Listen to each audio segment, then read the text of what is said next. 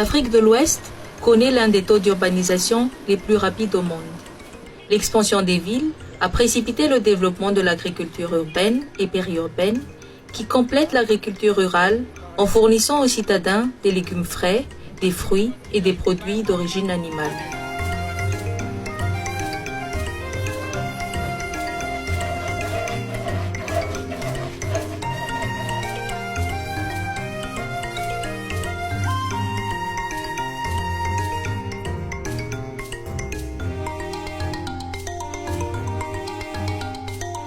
Dans ce contexte, l'agriculture urbaine et périurbaine a un avantage sur l'agriculture rurale en raison de sa proximité avec les marchés. Les denrées particulièrement périssables, telles que les légumes et les salades, sont les plus cultivées dans les zones urbaines et périurbaines. Pour les villes africaines, on estime que l'agriculture urbaine et périurbaine contribue pour près d'un quart à la demande alimentaire totale et jusqu'à 90% des légumes consommés.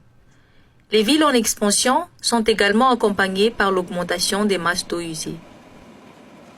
La disponibilité limitée de l'eau dans les zones semi-arides de l'Afrique subsaharienne a augmenté l'utilisation de ces eaux usées pour l'irrigation, ce qui entraîne des risques accrus pour l'environnement et la santé humaine. Urban Food Plus is a West African German research and development network. Together with our African partners, we use this network to tackle key bottlenecks of urban and peri-urban food production in the cities of Bamako, Mali, Ouagadougou, Burkina Faso, Tamale, northern Ghana, and Bamenda, Cameroon.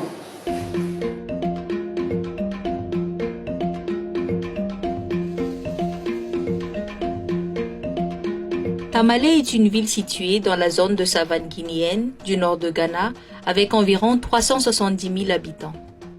L'agriculture est une caractéristique commune dans le paysage urbain de Tamale. Les agriculteurs utilisent un espace ouvert pour cultiver la laitue, le chou, l'amarante, la jute mauve et la roselle.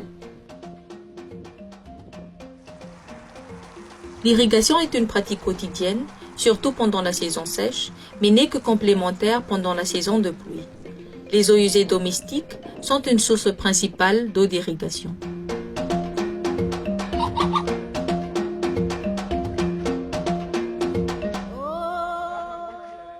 Le projet Urban Food Plus a mis en place une expérimentation sur le terrain à Zaguiri, dans la zone périphérique de Tamale, pour mesurer les rendements des légumes, les flux de carbone et de nutriments dans la production maraîchère urbaine sous différentes intensités de gestion.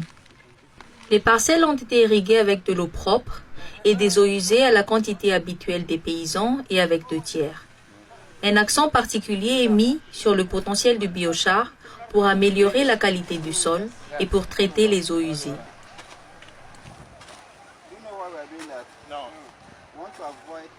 Dans ce contexte, les chercheurs d'Urban Food Plus ont développé un système de traitement des eaux usées simple et économique.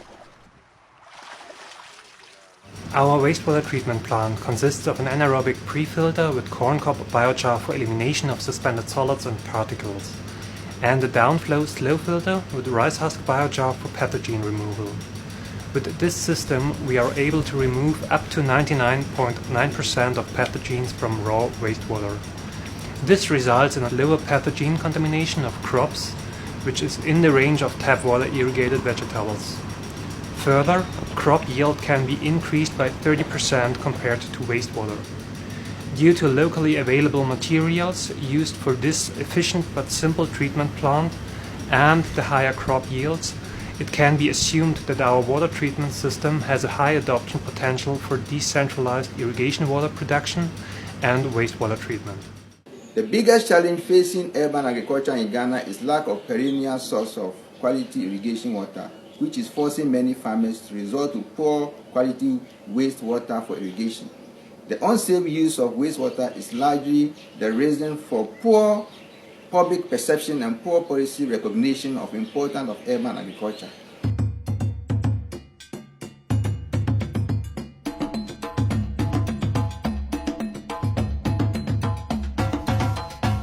Ouagadougou est la capitale et la plus grande ville de Burkina Faso. L'agriculture urbaine et périurbaine est largement pratiquée dans cette ville et assure les moyens de subsistance de nombreuses personnes. En plus des eaux usées provenant des canaux, qui sont fréquemment utilisés pour l'irrigation, des eaux usées industrielles non traitées sont utilisées sur le site agricole de Kosodo, établi par l'administration municipale en 2006. Ainsi, nous étudions dans quelle mesure une application de gypse, à la fois peu coûteuse et techniquement simple, peut inverser les effets négatifs des eaux usées industrielles sur les sols locaux.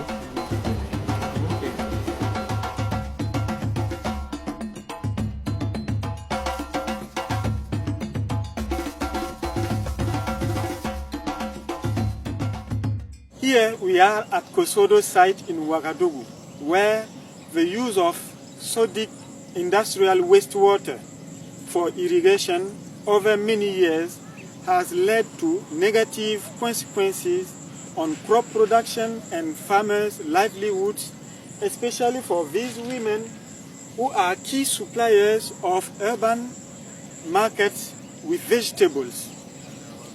Together with these women, we set up a simple experiment to test and demonstrate the effectiveness of gypsum used as soil amendment on soil remediation. L'élevage est un autre aspect de l'agriculture urbaine à Ouagadougou. Par exemple, l'élevage bovin laitier dans les arrière-cours des centres-villes et dans les fermes périurbaines plus modernes est une source de revenus intéressante pour les hommes et les femmes.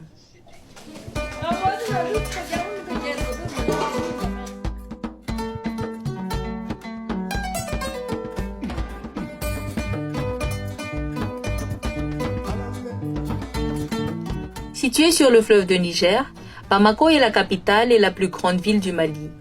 Elle compte environ 1,8 million d'habitants, avec l'un des taux de croissance les plus rapides en Afrique.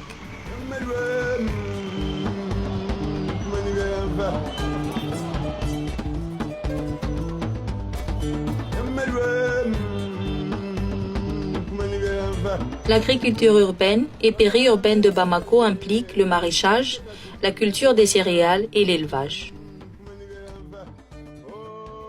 Les bovins jouent un rôle important pour approvisionner les consommateurs urbains en lait frais et en produits laitiers, mais l'efficacité de l'utilisation de ces ressources est faible. Les chercheurs du projet Urban Food Plus étudient ainsi le rôle des marchés laitiers dans les zones urbaines et périurbaines de Bamako. Currently, there are 2.3 million people in Bamako, the capital city of Mali. And this number is increasing extremely fast, mostly because of the migration coming from the zones of conflict in the north, but also because of the birth rate. So, in the peri-urban and urban regions of Bamako alone, there are 5,000 dairy cattle, such as the ones that you see behind me. And we have an increasing number of consumers who are looking for fresh produced milk. So what we have to do here is to connect those producers and those consumers who are willing to pay for safe, local, fresh milk. So our job here is mostly to identify and to observe the value chain and what is happening and what connects the producer to the trader to the consumer. And what we are trying to do is to strengthen every actor and every step of the value chain to create employment, first of all, to create opportunities for investment, and also to ensure that the producer has a supply and has a demand, and that the consumer reaches what it wants. Scientists of 4 West African countries and Germany are collaborating to enhance resource use efficiency and improve food security in urban and peri-urban agriculture. The results of this ongoing work will help Mali to better take advantage of the value of its livestock production in the capital city, Bamako.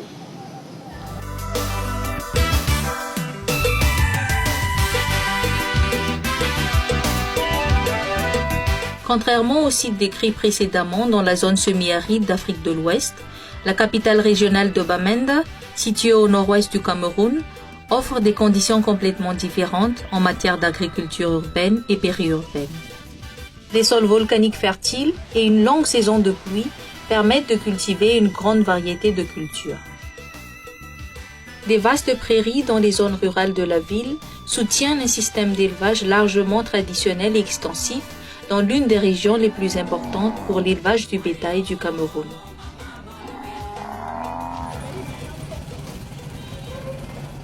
La croissance rapide de la population humaine, combinée à l'intensification des pratiques agricoles, conduit de plus en plus à l'érosion des sols, à la dégradation des terres et à la déforestation, qui peuvent également être observées à l'intérieur des limites de la ville.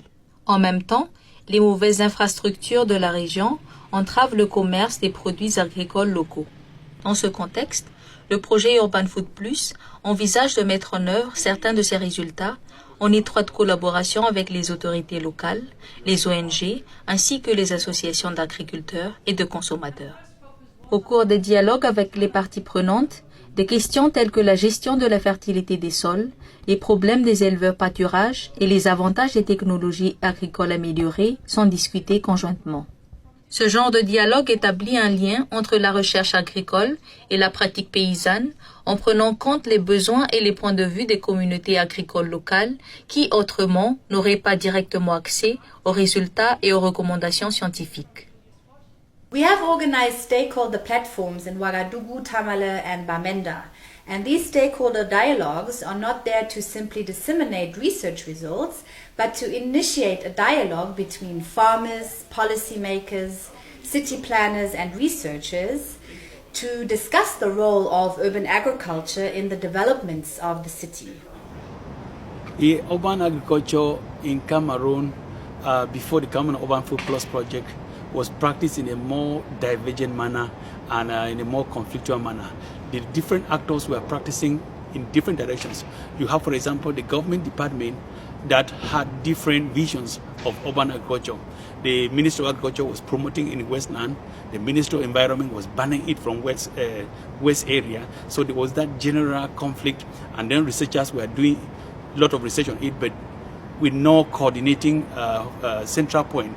So with the coming of the Urban Food Plus project, it has provided that avenue through the stakeholder dialogue where all the different actors are coming to one forum and trying to chart a way forward to come with a much more systematic approach to urban agriculture, and we hope this is going to provide a lot of opportunities.